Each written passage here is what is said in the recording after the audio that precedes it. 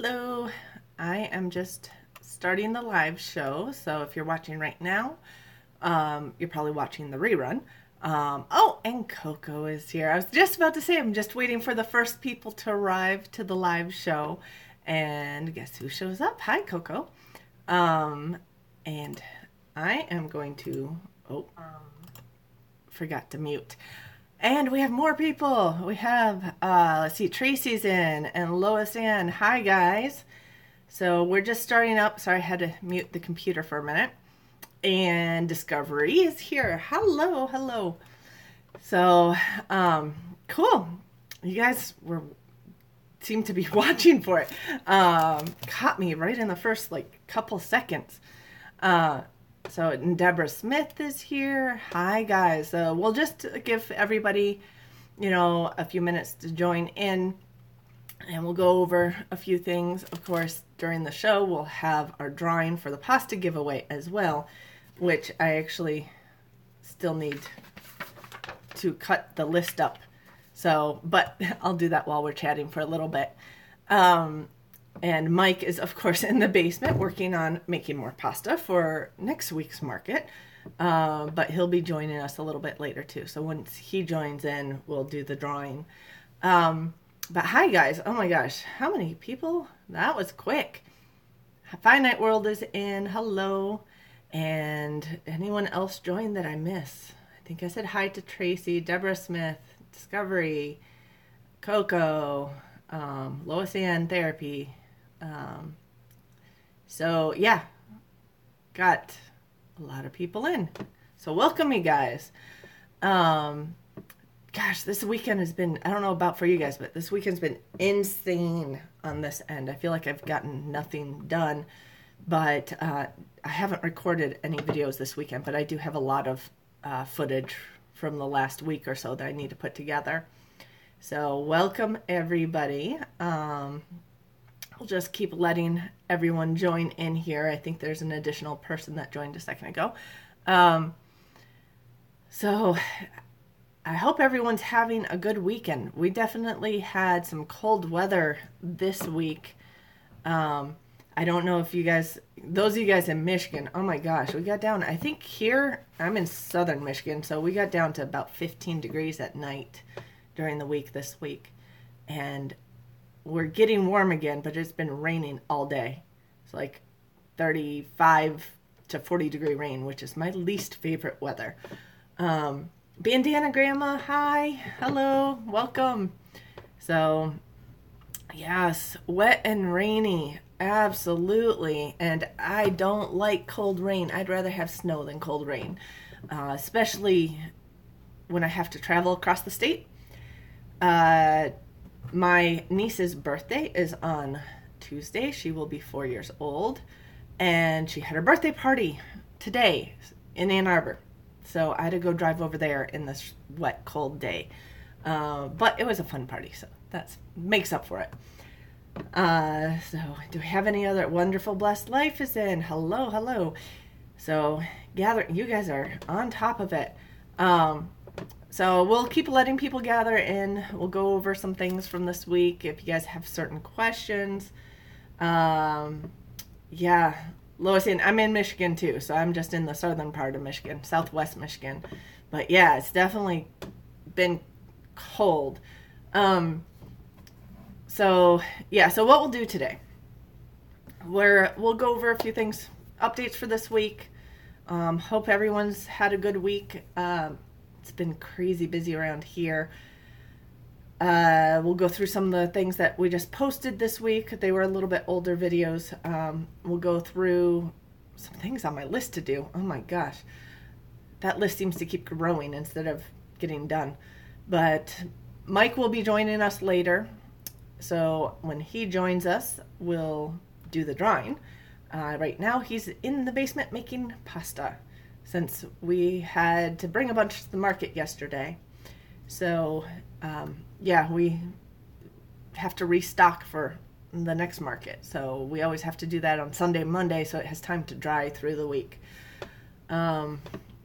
Okay, so, yeah, Finite World, I know you're on the east side of the state.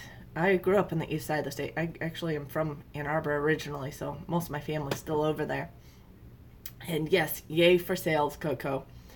Sales are always good, but I will say this weekend market was the coldest yet.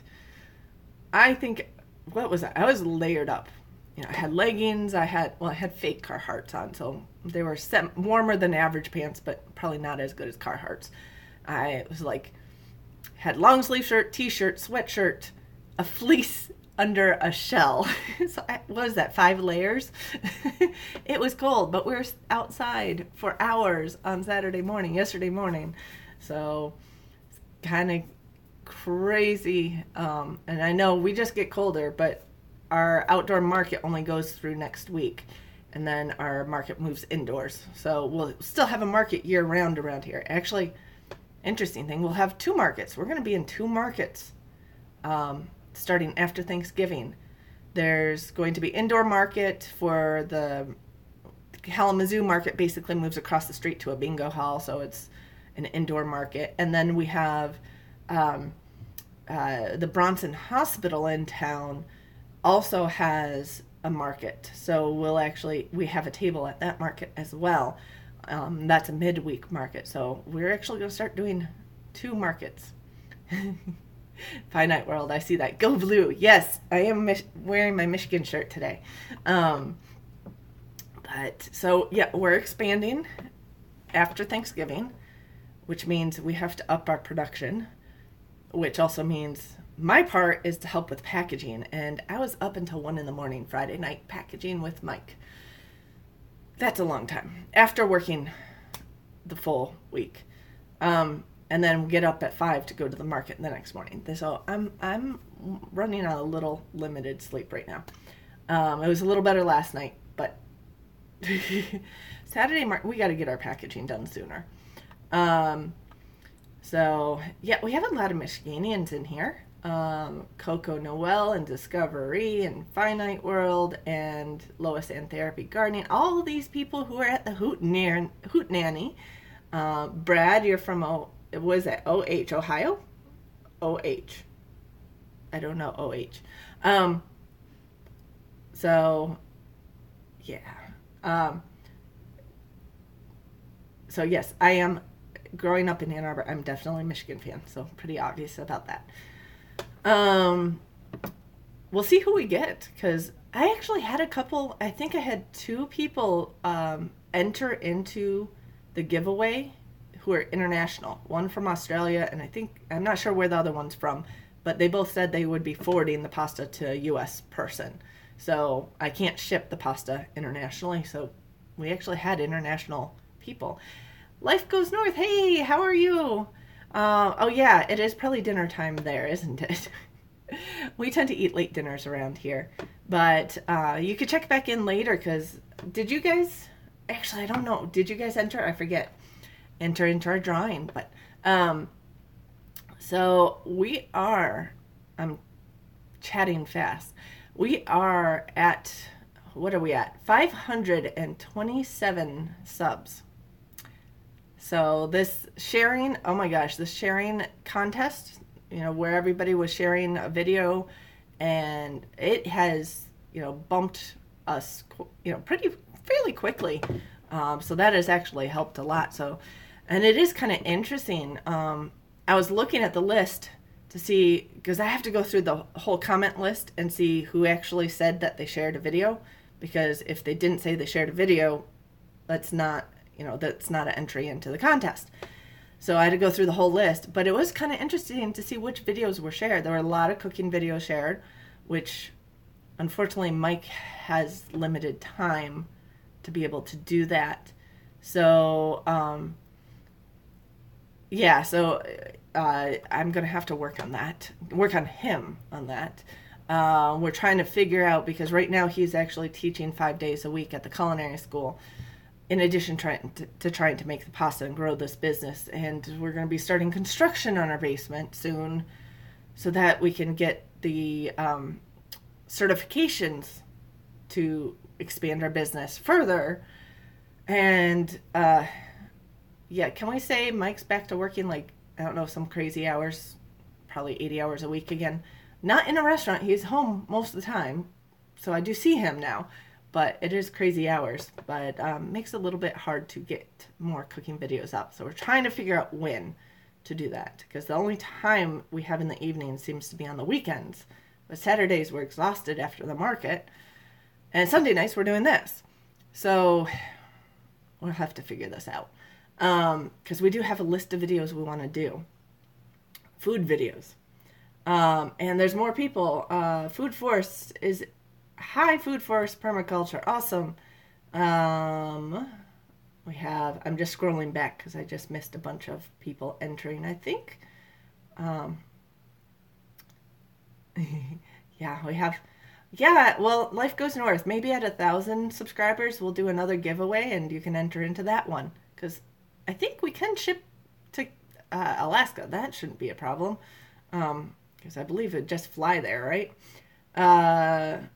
Okay. Although I'd like to join it, but not in the wintertime. So, okay. Food Force Permaculture's in. Everyone's chit-chatting, saying hi. That's cool. So... Yes, we've been very busy, and I work full-time, so I'm just doing this on the side, which means that I only got 2 videos up this week, but I did do a big one. I got the last foraging video up finally. That was done, like, we went foraging 3 weeks ago? Gosh, was it 3 weeks ago today already? Foraging with Nobby. It was the October foraging, which is the final one of the season, which was fun. So a few people shared that one, or I think 1 or 2 people shared that one, which is cool. People shared the Daryl Patton foraging. That was cool. So we had that video that just went up late last night, and I'm just double checking because my brain is so tired. I'm like, what was the other video that I did this week? Oh, yeah. We did the foraging, and we did, what did we do with our strawberry bed? Someone did share that one this week, which was cool. So, yes. And I did have, I'm trying to remember who commented, but somebody was commenting on how Nobby is such a great find for foraging, and I think there's people like her all over the place. It's just trying to find who they are. And I'm so glad she leads guided forages once a month. And she's actually associated with the local farm that is at the market every week, and at multiple markets every week. So she works for Bonamigo Farms, and the owner of Bonamigo Farms, I think is, he sold part of his land, semi-donated part of his land to a conservancy. He's not growing on all of the land anymore because he's getting older and he doesn't really have someone to take over. But Nobby's kind of helping a lot with the farming, but also doing the foraging and selling a lot of forage goods at the market. So that's kind of how we met her. She was actually at our neighbor at the market the last couple weeks. So, yeah, and Food Force, I still need to check out your building a soil bank on your channel. That sounds definitely interesting. So a lot less work than composting. That's cool. Well, so we're, my suggestion is if you go to your markets and have local farms that are doing more permaculture stuff and organic farms, you might find some people around who are doing some of the foraging things too. But yeah, so the foraging is awesome. Nobby's awesome. I'm going to miss doing it all winter. Actually, the reason why I was doing it once a month is because Mike gave that to me for my birthday. He gave me a whole season of foraging with Nobby for my birthday. And I think I missed 2 forages that she went on. I missed April, and there was one kind of pop-up forage that she did at someone else's property. But it was a midweek thing, and of course I work, so I couldn't do that one. Yeah, Food Force, hunt, gather, and grow. The hunting part, I still need to learn. I'd love to learn how to bow hunt, but gotta find time. That's a problem. don't have enough days in the week. I used to say not enough hours in the day. There's just not enough days in the week. We have 14 people in here, so I don't know if I missed anyone else joining. I hope I got all you guys. But the other video, yeah, we moved our chickens to the raised bed garden, or kind of adjacent, so that they could go in the garden and start cleaning it up and fertilizing it. And we're actually, in the video, what I wanted to do was protect the strawberry bed, because what I did last June, I want to say, it was after strawberry season. I went and took a bunch of our wild strawberries that are growing on the edge of the woods and pulled them up and put them into the raised bed to let them grow in there. And by doing that, I'm hoping that we'll get a lot more growth and be able to protect those from the wild animals, so we can harvest more of the wild strawberries ourselves. So those strawberries have not been harvested from that bed yet. They've been growing all season, and they really are taking over that bed. That bed is about 10 feet long, 5 feet wide, so it's decent space there. And I think I put over a dozen strawberry plants in there, and they're just starting to spread out everywhere. So I am excited to see what it does during strawberry season next spring. And how that yields, because most of the time the strawberry plants in the forest, I'd see green strawberries everywhere. The part that gets into our yard a bit, I'll find ripe strawberries, but the strawberry plants in the forest, I never find ripe ones. They're always green, and I'm guessing I just can't beat the animals to them. The animals seem to get them as soon as they're sweet, or as soon as they're starting to turn sweet. So that's why I wanted to move them, because I love wild strawberries. I think they are so much sweeter. They're tinier, they're definitely small, but they're so much sweeter than the cultivated strawberries. I don't know, being that they're in the raised bed and they'll be fertilized. We did mulch it.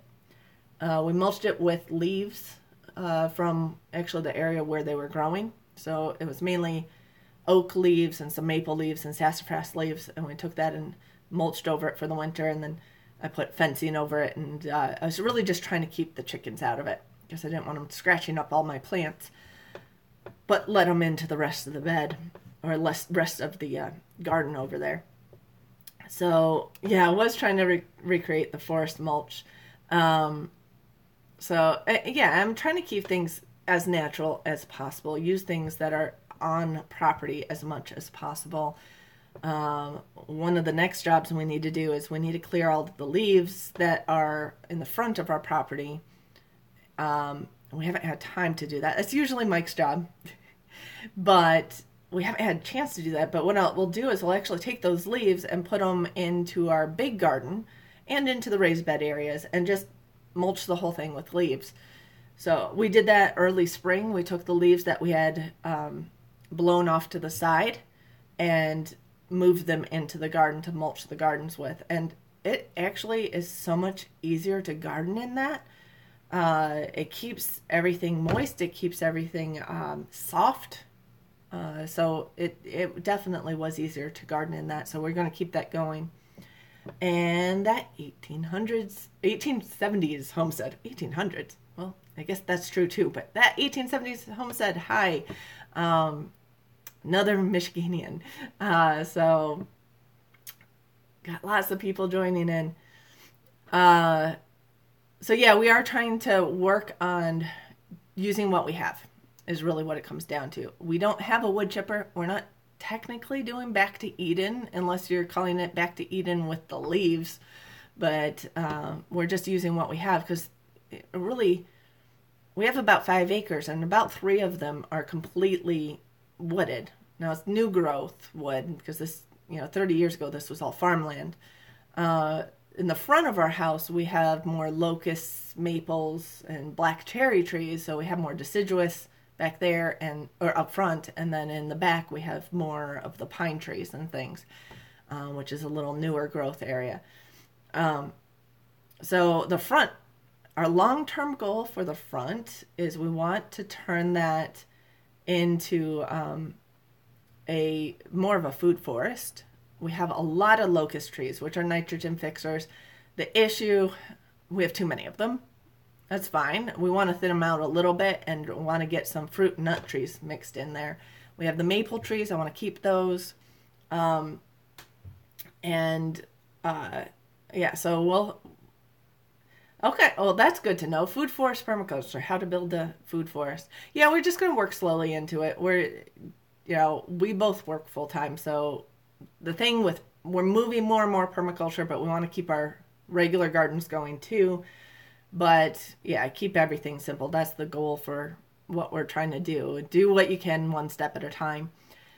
Some of it is a little bit more difficult to do initially, just the setup.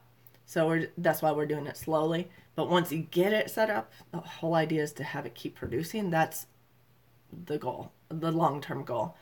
So we have a lot of, ideas in different sections where we want to do some things. Yes, doing the chop and drop. We also use a lot of firewood. I have a fireplace behind me, and we don't heat our whole house with it because our house is a very sprawled out long ranch.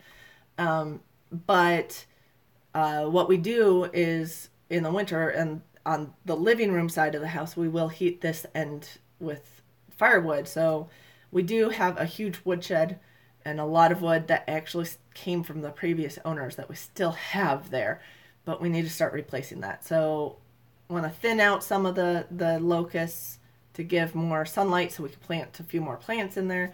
We have some chestnut trees that we picked up from a local permaculturalist who we bought, actually I think we bartered for some chestnut trees that we need to put in the ground. So we have a handful of them, but they're going to get big, so we need to make sure they have space. No, food forest, I don't really weed. I don't have time to weed much. So I don't really weed a lot. Sometimes I was clearing some of the grass that was encroaching on our garden to plant potatoes and garlic, but basically I just pull it out and throw it down. So I'll plant in one area, clear that, plant it, and then throw the grass down on that area, and then move to the next area, clear it, throw the grass on the previous area, and plant the next section, and so forth. So we're basically mulching it with whatever's trying to encroach. But I don't do a lot of weeding. A lot of the weeds I've learned I can eat. So if they're edible weeds, I'll pretty much let them be. And we'll harvest them instead of weed them. So we do a few things along those lines, especially as I'm learning more about what I can eat that's wild. So I got a lot of stuff going there. Yeah. Okay. So that 1870s homes, spring will start to build the soil in areas want to plant more things. Yeah. You know what you could do? I mean, what we're planning on doing is just throwing our leaves back into the garden. It kind of suppresses some of those weeds, or the grasses, a bit. So if it's thick enough, you don't get the grasses, and you can plant straight into it in the spring, pretty much. At least that's what we found. So, yeah, there's a lot of ways we could do that. We have lots of plans. I also have some old windows that I picked up, and I've been talking about this. Haven't had time to do much with those yet, but maybe this, if I can find time, I'll put some cold frames together on some of the raised beds, and maybe we could get some more things growing there. I have some hoops in our, if you want to call it, the Back to Eden garden bed, but we have a hoop going there. I was going to have 2 rows of those hoops going, but I just haven't had time yet to do a second row. If we get a warm up, I might do some more cold hardy seeds and some hoops, and I think we're getting into the 40s this week. So if the 2 things I need is a slightly warmer days and no rain for a day. Just give me a warm, sunny day, and maybe I'll get some done. So we'll see. Cindy and Bandana Grandma have the same dream. Yeah, think we do. Trying to make things easier and easier. and really try to grow more and more of our food here. And Mike and I were kind of chatting about it earlier because he does teach at the culinary school, but he's adjunct. He's not full time. So he might have a lighter load and is trying to keep the load a little bit lighter for next semester. So he's not going so crazy, which would help the business as he's trying to expand that for the pasta business. But it will also help in that we might be able to do more in our garden. So, and we'll see where that goes, because it was really hard to just have time to plant this last spring. We got a lot planted, but you know, our raised bed we hardly did anything with at this point. We did the strawberry garden and that's it. And we have 4 other, 10 by 5 raised beds. We didn't do anything.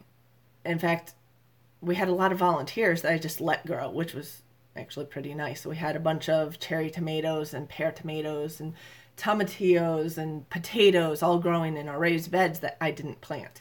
So I let them grow. But, we might actually try to plant a little bit more and try to get things going. Maybe in the spring, try to put the greenhouse together and design that and figure out what to do with that. Coffee grounds go into the garden or into our compost. We do have a compost. It's not built up too much right now. But we put all our kitchen scraps into the garden or to the chickens. Okay, what else do we have? Okay. Cocoa, I only have one black walnut tree. I wish I actually had more. But I do have things growing around it. It's not things I planted, but naturally growing around it. So it's not like having a complete bare areas around it, which is, I know it does have some effect on suppressing things growing right near it, but they're actually not doing too bad. Backyard Eden. Have I tried ground cherries? No, I haven't. I want to. It's on the wish list of things to do. I'm also trying to transplant some more wild plants to areas where I can have it slightly more protected and things I know I can grow, in this area. So basically transplanting from the field area or the woods area into the garden area. Oh, Papa's here. Hi there. So we're doing a lot of that. Walnut trees can be violent. Yeah, but they're just dropping food on your head. They can be violent, but they're just really dropping food on your head. You can eat those. Just take those nuts and put them on the driveway and drive over them. So not good for tomatoes, walnut trees. No, and I only have one, and our garden actually isn't near the walnut tree. The walnut tree is near our permanent chicken coops. So basically my winter coops, which is fine. It's interesting because my chickens like to jump up and grab the low leaves off the walnut trees and eat. Well, I only have one walnut tree and eat the low leaves, which I thought was interesting. I didn't know those were edible. I don't know if they are to people, but at least the chickens like them. Yeah, the windstorms and walnut trees. And what is that? 9547 pickers. Hey there. Welcome. We have 20 people watching. Awesome. Okay. So we're growing. We didn't have as many walnuts dropped this year. Last year we had a ton. This year it wasn't as many, but I know it tends to cycle through heavy years and light years. I find my parents have a ton of walnut trees at their house. They're kind of between Ann Arbor and Detroit in a wooded area there. And I'd actually, you know what I'd love to do if Nobby would be willing is to just take her to my parents' lot, which is about 2.5 acres of dense older growth woods and kind of a wet woods, and just take her there and go foraging with her. I think that would be a lot of fun because they still live in the house we grew up in. So I do know some of the stuff around their house, but I don't know all of that. There's a little more hardwoods instead of what we have here. So Okay, I missed something there. Someone, okay, Papa wish I had money to build one. I'm not sure what that was in response to. I missed the missed what it was about. Um, okay, your food forest is Nice's in the Algonquin Highlands in Ontario. Oh, cool. Be there in the spring to make some videos. Cool. That's fun. So, um, anyway, so we have a lot of things we want to do.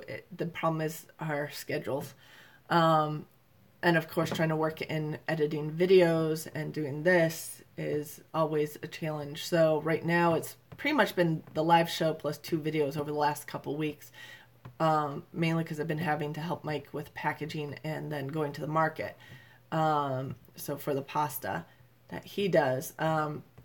But you know, it's been good. We're keeping things up. Oh, one thing we didn't video this, but one thing we did last night, or I did last night, I should say, is we're trying to integrate a couple of the flocks. We have our main flock in a kind of Justin Rhodes modified chicken tractor type thing.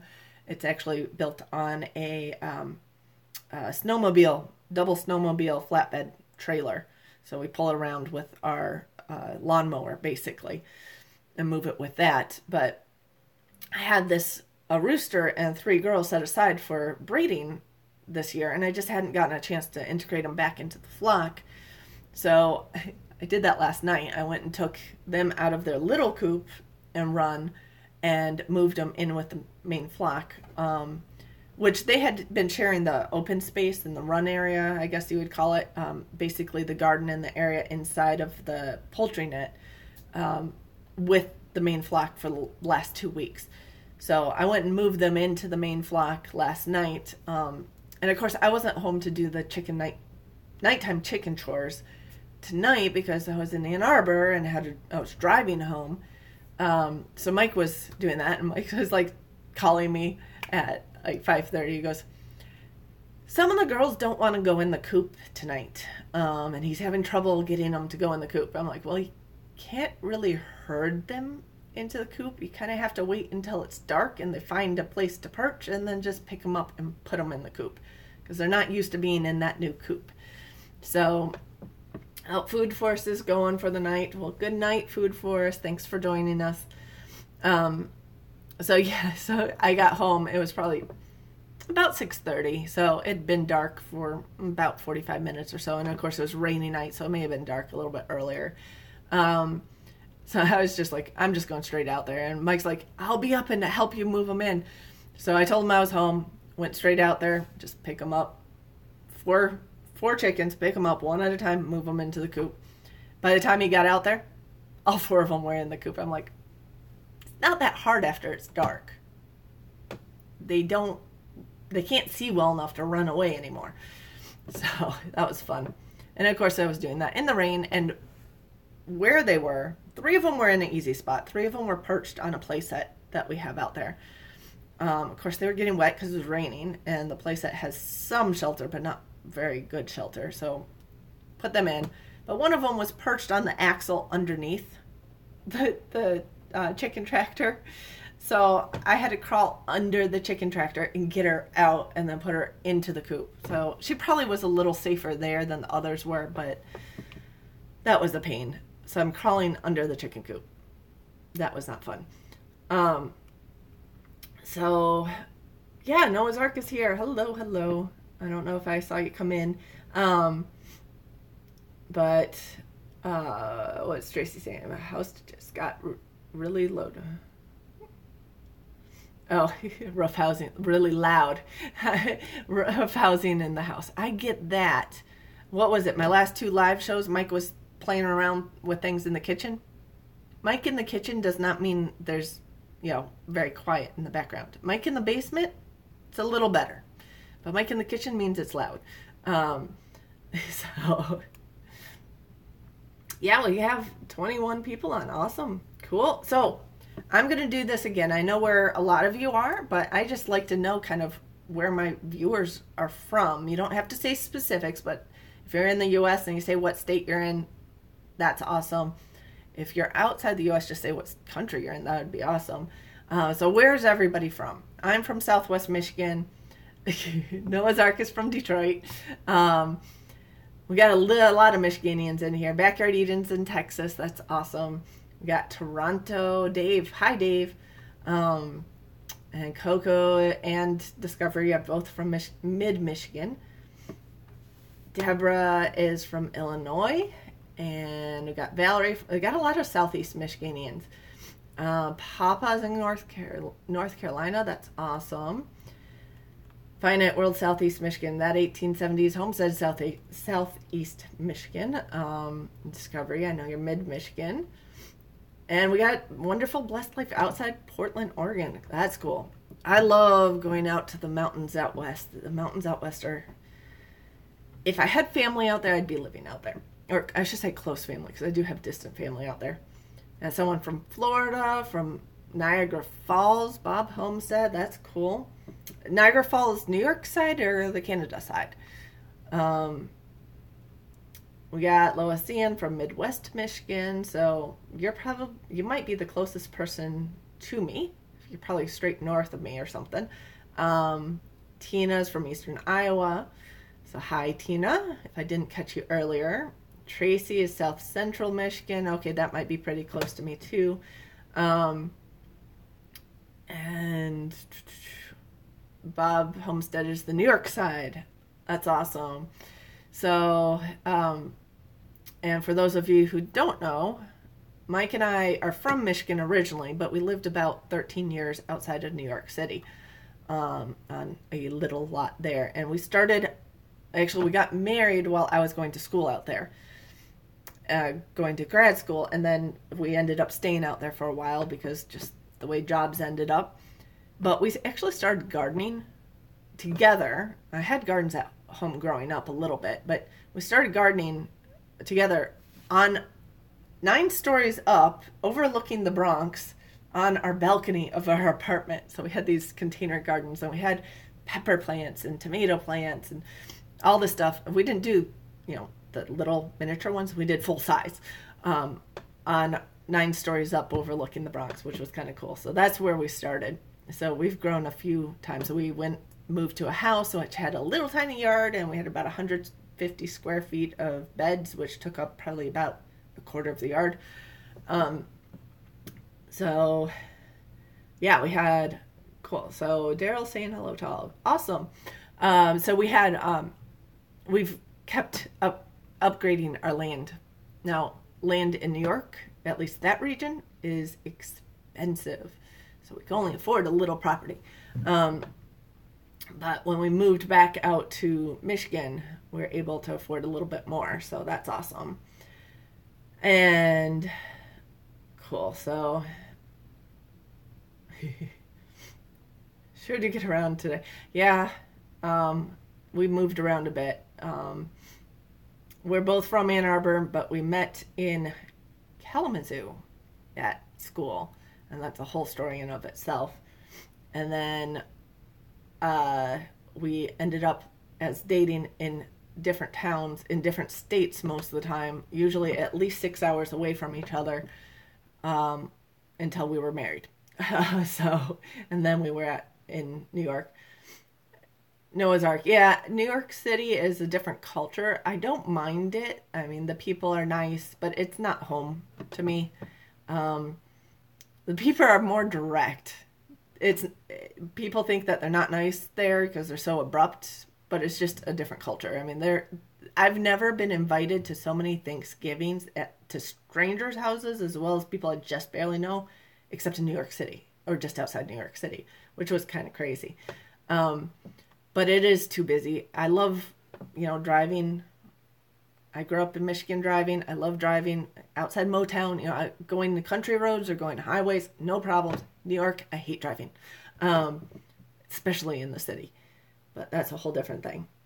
Tina, you're a lurker. No, you're not a lurker. You can hang out with us. You can chat with us. The subjects seem to go kind of all over the place. And I'm hoping Mike will join us in a few minutes because we have to do, oh my gosh, we have to do the drawing, which actually means I have to cut up the list. And our drawing is going to be in a pasta bag. So as we're chatting here. But I do want to thank everybody who has subbed. I know I did that on the video. So as I'm cutting this list up, no, big thanks to everybody, seriously. And for all of you guys who joined in the pasta giveaway and who shared videos, that's awesome. It was kind of interesting, by the way, to see, which videos people were sharing. Now, a lot of people did share the video for the contest, which was awesome because I think that helped other people learn about the contest. But there were a lot of people who, it was mainly the how-to videos, I think, that were being shared. One person went back and shared an old video. Most of the videos that were shared were newer, more recent videos, but one person went back, and I have this old basement gardening video from last winter, which was just when we're really, it was probably one of my very first videos, when we're just starting up. So someone actually went back and shared that. But otherwise, there are a lot of cooking videos shared. So we need more cooking videos, by the way. I know we have no time, but working on that. And guess who joins? Say hi. We have 21 people in here. We have all over the U.S., some Canadians. I think we're Western Hemisphere this time. No Australians this time, but we like Canadians. We like Canadians. We used to go to Canada all the time. I mean, you grow up in Ann Arbor. Where do you go when you turn 19? I never went. I didn't either. I turned 19. Anyone from border states to Canada should probably knows about that issue. You don't wait till 21. You go to Canada when you turn 19. But so I never did cut these up. So if you want to fold them and stick them in the pasta bag, that would be awesome. But okay. So people are saying hi to Mike. They're talking about we were just talking about where everybody was from. So got lots of people in there. We're talking about kind of what we're hoping to do eventually. We need to get our leaves taken care of, get them on the gardens and all of that. That second year in a row, the big blower decided to break right as I started trying to do the major blowing. Yeah, he did start blowing the leaves this week, but the blower broke. About what, half hour in or something? Yeah, it didn't get very far. It was choking out, so I think I got I think the fuel filter might have plugged. I don't know. I bought this one heavily used. It's a very old but heavy duty Honda, so I like it because it's a little heavy, but it's pretty. Gotta cut these down to the same size. You're gonna get an equal advantage or disadvantage.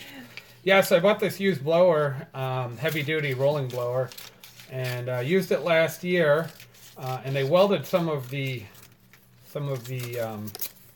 handle together because the handle had broken at stress points, and they tried to weld it before, but they didn't do a good enough job. The owner of the small engine shop, he had used it for years and just sold it to me as a secondary. And then, so they had to go re-weld it because you can't push and pull a darn thing when the handle isn't working. So that was last year. Got it back, and I put maybe 3 hours on it this summer, and it choked out on me on Thursday or Friday. So instead of messing with the fuel filter and everything else and trying to figure out what it was and then go find the fuel filter, I just sent it down to them. They're down the road, and of course they're super busy. Yeah. So they said maybe a week. So, but we'll see. Yeah.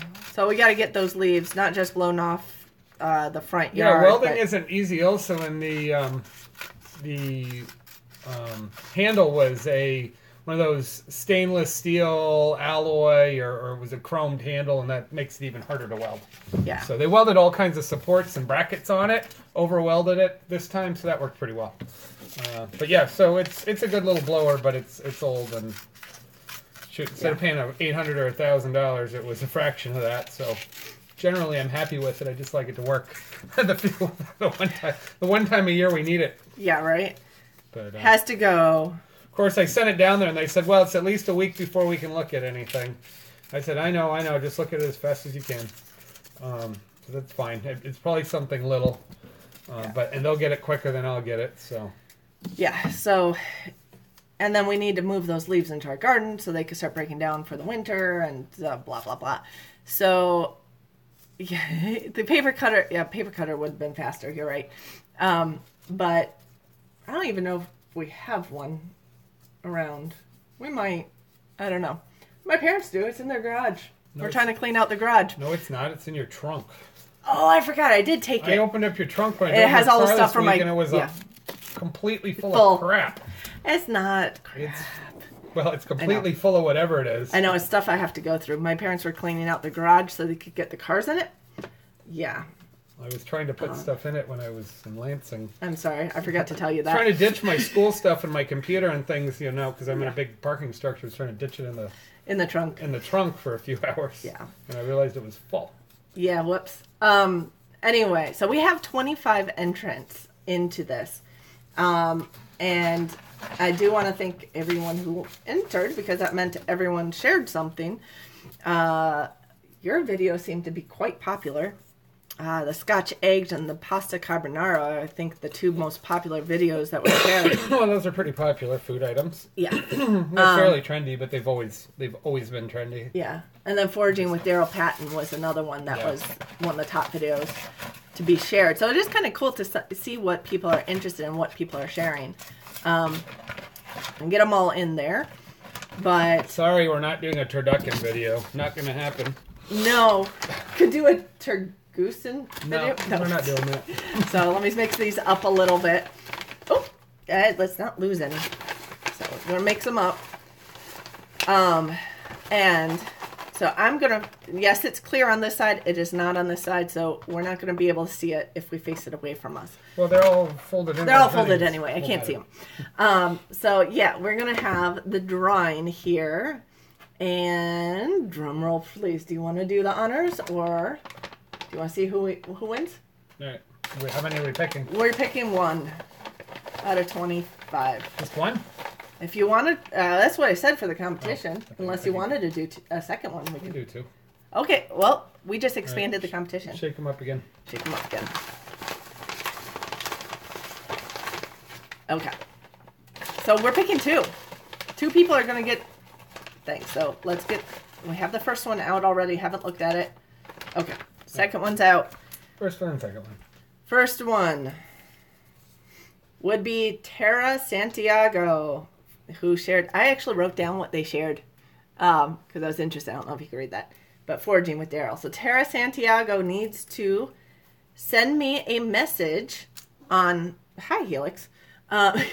Needs to send me a message with her screen name on YouTube to our part-time Permies page. So you can send a message through here, give me an email, and we'll do the rest of the And then communication. you can pick your varieties too. And we'll, send me a message with your email in it, and then we'll email back and forth because the YouTube messaging is not great. The other person who won is Debbie Van Fossen, who shared your pasta carbonara video. So Debbie Van Fossen also wins pasta. So 2 winners. Both need to send us email or send us messages through the YouTube Messenger thing and give us an email to contact you, and I will contact you with that. But I need to make sure, well, actually, since these are going by names, that makes it actually a little bit easier to tell who's who. But I don't want anyone emailing me with some other name claiming to be you. So if you send it to me with this name through to YouTube, send me a message, and then put your email address in that message. And then I will, then we'll start communicating over email, and we'll get set up. It's 2 bags per person. And you can either mix and match the bags. We'll go through which types we have. Or you can have 2 of the same bags. So 2 winners. Awesome. I don't know if are they in the room today? What I will do, if they're not in the room tonight, I'm going to give you guys a week. So until, let's say next week Saturday, what is that? The 18th? Next week Saturday night at midnight, you got to get your email to me so we know where to send it. If you don't get the email to me by next week Saturday night, maybe we'll have to redraw at the next live show. But so you got to get that message sent to me within the week, because I'm not sure if everybody's actually on the live show. You don't get your messages from YouTube. Yeah, I know. You have to go in and specifically check. And I'll do that. And there's like, it goes into a different location. It's a pain. But if we could get the one hooked up the one way. If you don't get me on the first message and I haven't gotten back to you in 24 hours, please send me another message. But that way I know you are who you are, and then we can start communicating through regular email after that. So, okay. So we got 2 winners. Congratulations, and thank everybody for the subbing. And we're talking about welding. Yeah, I don't have welding equipment. Something I've never really done. I'd love to end up with some and play with some. I've got some small projects, things that aren't finesse things that could definitely use it. Yeah, yeah. And you have an uncle who knows how to weld. I have an uncle professionally. Yeah, He exactly. makes his living doing that for the most part. Get him Among to other visit things, us and he's show you. machinist and Yeah, get him to visit us and he welds. can show you Yeah. stuff. Yeah, he's more than capable. Yeah. So, and Wonderful Blessed Life has a giveaway ending this Tuesday night. I know that? I may not have known that myself. So, definitely, if you have not joined her giveaway, or his, is it Wonderful Blessed Life? Can you tell? I have a hard time keeping up with all the different channels out there. But, so you're giving away, okay. I'm giving away 5 prizes? Yeah. Cool. So actually, do you have a video that announces your giveaway? If you do, maybe Coco can link it in here for those of you who are not entered in yet. So anyway, oh, thank you, Coco. So that's awesome. There's the video. And yes, go check that out, because who knows, you can win more prizes. We won, what did we win this year? We won a trip to Homesteaders of America. That was the biggest prize. And that was the one of the Pratt giveaways. So 2 family, I disguised myself as Cher. That's too funny. So okay. I have a Dodge truck to give away. If you got $1,200, I'll give you away the truck. He's trying to sell an old truck. Yeah, that's called selling. That's not a giveaway. I'd like to take it out of the front yard at some point before there's too much snow. Yeah. So, Cheryl and Daryl. Sherry and Daryl. I'm combining your names. Anyway, so Daryl is on as for 2 family homestead. Yeah, it's hard to keep track when there's 2 people who run the channel. It's always hard to know who's on, and I tend to say she most of the time, which is kind of funny. So I call everybody she on there. So 2 family, I may have called you she on this. Who knows? Anyway, just auction the truck off, starting at $1,200. That's always possible, right? Yeah. Yeah, we ended up with an extra truck, work truck, basically. There's a lot of Michiganians in here. If anybody needs a work truck for their property, it's a good work truck. Yeah, I got a property truck. It's 4-wheel drive's broken, but could be fixed. And yeah, it's a little rough for day to day on the road, but it goes. It just isn't going to be comfortable on the road. So, but it's great for hauling around wood and whatever else. Yeah. Old Dodge 2500 with a huge V10 engine in it, and a lot of rust, but yeah, it's hanging out there. It works. I mean, oh yeah, it's just sitting there. I'm not using it. That's all. But yeah. I got it posted. We're gonna get sold out and see what happens. Get a few bucks for it. See what happens with it. But yeah, so, and, but she's sitting next to me. Okay. 1870s homestead is he tonight. She's sitting next to me. Okay. Yeah, I know. It's so hard to tell. They've been posting a lot recently. I see them on Instagram like All the time. 3 times a day. I think they had pancakes or something for breakfast. Oh, yeah. Didn't you guys, the other day, didn't you guys butcher your turkeys? Didn't you do that at home? I saw some pictures or something on that. That's cool. We have not raised turkeys at all yet. French toast, that's right. I only looked at it briefly, yes. Yeah. I saw something this afternoon that looked like breakfast. Oh, you know what we should do? And I keep saying that. I keep thinking of food videos, but we have no time. But we should do the Nobby's puffball mushrooms into the French toast. We should do that as a video because that was awesome. Because those puffball mushrooms, the giant ones, are really good. Yeah, we got like 10 inches of rain in 2 weeks, and so we had like 1 foot across puffballs that showed up. One of our friends, or Nabi, who was foraging, this thing was this big, selling them at the market, and she called me up to come get one. She's like, I can't even sell them all. I got some. I just come and get one. So so we egg battered it, and it's pretty good. I never had giant puffball before. It is good. It's very mild. It is mild. And it's very soft. It's like eating Wonder Bread.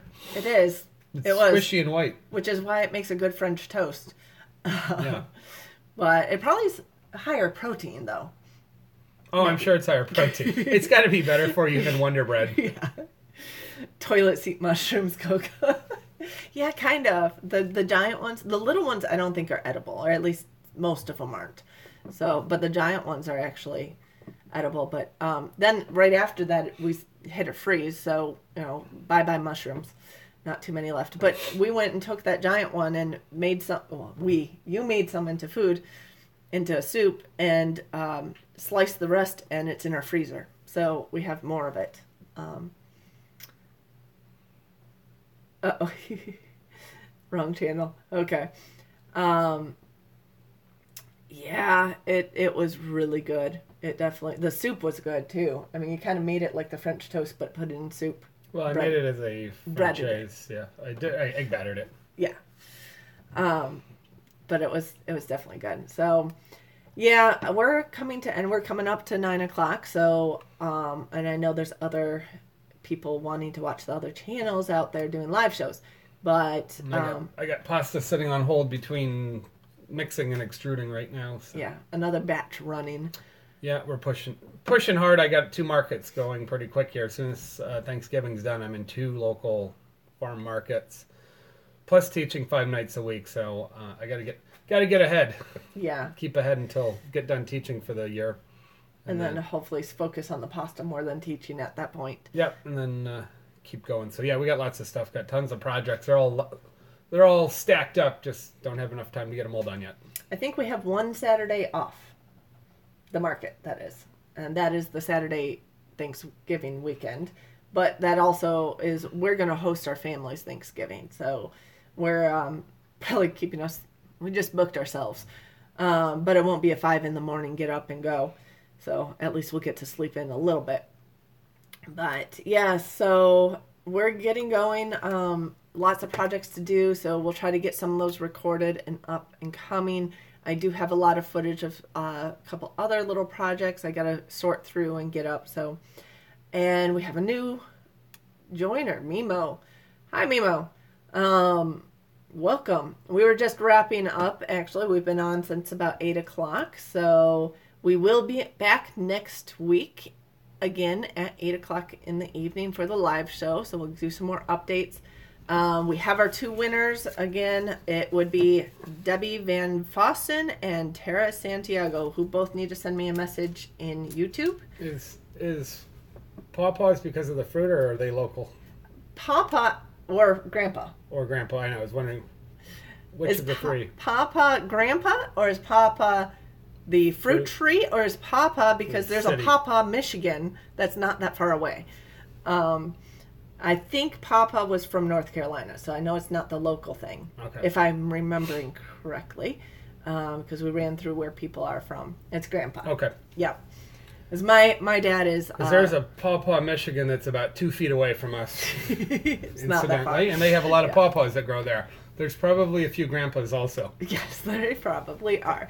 But we've got a trivia question. What is the official tree or plant of Pawpaw, Michigan? Oh, it's horrible. Will anybody know the official tree of Pawpaw, Michigan? We just learned this. Yeah, they got a big sign driving into town. I noticed one time. And it's not what... It's yeah, not it should be the pawpaw, right? It's a fairly rare, really unique, tasty item, and it grows naturally there in this area. All the rest. It's not. It's not. It's the maple tree. Pawpaw, it's Maple City. Pawpaw is Maple City. Why? Who? Along with 2,000 other Maple Cities, probably. Yeah. So why, when you're called Pawpaw, would you become the Maple City? Yeah, we just noticed that not that long ago. So we're like that was stupid. Who came up with that? Someone who doesn't know what a pawpaw tree is. I had no idea what their town was named after. Yeah, that's pretty much, yeah. There's so many people don't know what a pawpaw is, and it's actually really good. Yeah. Maples are very common. Yes. Maples are fine. We like maples, but when you got pawpaws, why are you going to call yourself the Maples? Yeah. I mean, it is confusing. It is very confusing, and it's just up the road, and we just noticed that, and we're like, why are they Maple City? I mean, you get a lot of these, city of trees and things like that or whatever, but like Ann Arbor, City of Trees, well, it's named after an arbor, Ann's Arbor, but that's a whole different story. Yeah, they taste like custard banana, custard apples. They're actually related to custard apple. So they're definitely a mutated tropical plant that's moved north, and they need the cold winters to seed themselves. So we actually have a bunch of pawpaw seeds from one of our forages, and we got a bunch of pawpaws, and we don't have pawpaw plants on property, but we're going to try to plant them. We're not sure how well they're going to grow because we're not very wet. We're not very wet. We might be able to put them like along the trough line of our barn or the house or something. And get water runoff. Otherwise, we may have to water them a lot. I don't know. Well, they don't need sitting water. They need drained they just need soil, a water. Decent amount of water. They do not crazy amount of sun. But yeah, they if need we the can get shade. it to go, it'll hang in there. But. Yeah, backyard Eden create a microclimate. Yeah, we'll work on that. Maybe in the edge of the forest, we build up the leaves. Yeah, hold that moisture in better. I think we'll try to do that when we blow the leaves over. Some of the leaves we might leave in a pile. We could try right along our property edge of line. our property because it's a little wetter because we have a heavy forest and heavy leaf underneath and that. And it's a little dark. It might actually do all right because it does stay. It holds a little moisture on that side. Yeah. Unfortunately, it gets really close to our neighbor. Property, and our neighbor's selling their property, so they may take everything down. I don't know. Whoever buys and does whatever to it, it's an open 3 acres. So. Yeah. So they are understory tree, and we do also have one thing they do need is really fertile soil. And we do have a lot of locusts over there, so we do have the nitrogen fixers. So, kind of planting them semi-close to those locusts to help with that, I think might work. We want to put some Chinese hickories in over there also. Not under the trees. They need more sun. They do, but so we need to get them some sunshine. So maybe not in the exact same places. But yeah, we're working on that. That's our move towards some food forest options, some pawpaw trees and some the hickories, or not hickories, they're chestnuts. Sorry, yeah, Chinese chestnuts. Yeah. So we'll work that direction. We have a few apple trees out back. They didn't do anything. We didn't do anything for them, but they're also too shaded. They came with the property where they are, and they're kind of close together. So we might have to work on that a little bit, or try to get some planted in other places too. So we're working on things slowly. That will be a slow build up. There's a good place to order trees from. Try Willis Orchards. Actually, there's a good place to order trees that only does it online. Oikos trees? Yeah, Oikos is also nationally known. They happen to be right in our area, but you can't even go there and buy them. Yeah, you have to order online, but they actually focus on Midwest and cold hardy plants, and they do a lot of historical specialties, or they they have some cold hardy prepared items. So yeah, they happen to be in our area, and there's 2 or 3 groups like that that they're literally probably 10 miles from us that are super specialized. But one thing we like is we have really sandy soil, and we know they're growing on the same conditions. Yeah. So their product will go into our land almost seamlessly. Although there's a few others that I've heard about too that have really, really good heirloom and specialty fruit and such. But yeah, we want to put more stuff in. We need to clear trees first, and we have so much wood to clear. It's a big project. We've got 75-foot tall locusts, and some of them I can take down, but a lot of them are going to end up on wires or other trees, and so we can't safely take them down as one piece. Yeah. Which means we got to bring somebody in, either a climber in or somebody with a bucket to at least drop them and top them. Yeah. So we have to. I mean, our idea in front is there's not really any room to add more trees to it. There's so many locusts that are spreading everywhere, and the locusts are great. Best time to plant was 10 years ago. Yeah, absolutely. Pretty much. That's exactly it. But our idea is to cut the locust down. And actually, I'm trying to remember. It was one of the Australian guys, maybe Jeff Lawton or somebody who I was kind of watching a permaculture forest thing where he had the idea of taking locusts down to about 5 feet. And then they keep sprouting. They'll sprout from like a stump that has nothing, which causes us a pain in the rear sometimes. But if you take them down to 5 feet, you're actually opening up some of the sunlight, so you can put some fruit trees near them, and they're nitrogen fixers, so you have that side.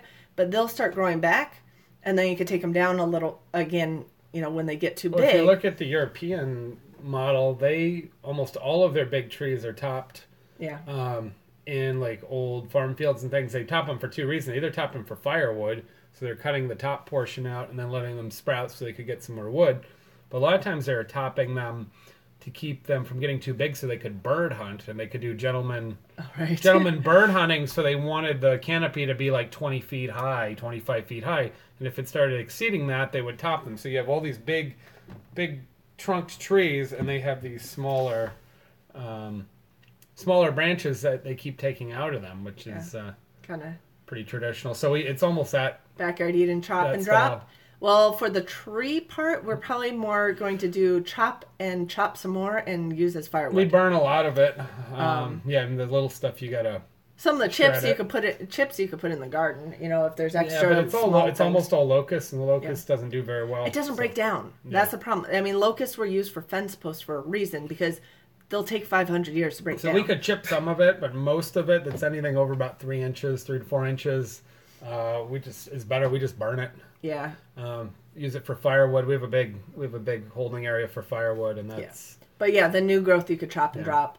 The problem is still the locust trees. It takes so long. Oh, the green, the really small stuff that's probably a 1/4 inch, twig that might stuff. Break down that we might be able to compost. I'm not sure. But after that, it gets so hard. If I think even half of, because usually compost stuff for the green material that are like under an inch or so, or under 2 inches, I think it is. Yeah. Is what you usually use. So I think for locust, you'd have to be like under 1 inch. Yeah. But it's very hard, and it burns very nicely. So we just put it in the fireplace, and it dries out really good. So and we're gonna need to build up more firewood, because we have probably enough for this winter, but and then we're gonna be short for next winter. Yeah, so we do need to take something down so that it can start curing for next year. Gotta do it early because it's gonna cure. Yeah, we didn't get any down this year, anything of significance. So expand your line of merchandise: pasta and wood chips. All right. Well, we have a use for our wood. It'll go in our fireplace, so it'll be our winter heat. For at least this half of the house that we're sitting in right now. Bedroom half, we still need heat because our house is a big U, so it's not really that efficient. We actually have 2 furnaces, one at each end, so it's dual zoned, but we hardly use the furnace at this end because we have the wood fireplace here that helps. It actually works very well. And this curtain, actually, can't see it. Let me see if I can turn it. This curtain over here is not for a window. There's French doors over there that go to a great room, but we keep that closed so that the heat stays in this part of the house, because there's no piping, no water in that side, so we don't worry about that being a little cooler. So we try to keep the heat in this section of the house, which is basically the kitchen and this room.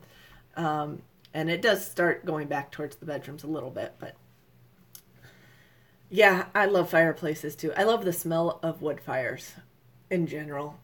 I do like that. Well, I'm gonna get going. Yeah, I think we need to all get going, because Alderman Farms is up at 9, so we're kind of cut into them. And I got work to do. And you have more work, so all right, good night, everybody. Yeah, stay warm. Those Michiganians, stay warm. It's too damp out there. We'll see you next week at 8 o'clock.